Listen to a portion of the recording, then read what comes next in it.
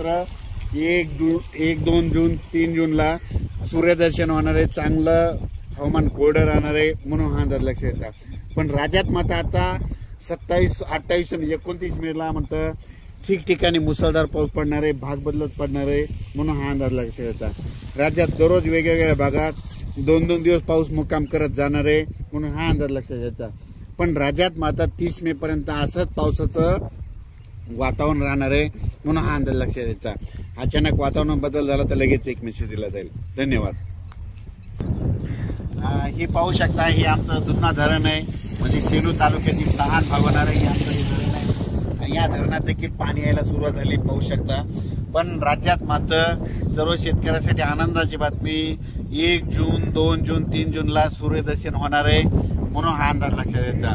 म्हणजे वरुण राजा विश्रांती घेणार आहे, शेतकऱ्याला कामं करण्यासाठी विश्रांती घेणार आहे म्हणून सर्व शेतकऱ्यांनी हा अंदाज लक्षात येत आहे. मी आहे जालन्याकडे जात आहे आणि परतूर मार्गे जात असल्यामुळं या दुधना धरणावर हे शेतकऱ्यासाठी अंदाज दिलेला आहे. धन्यवाद.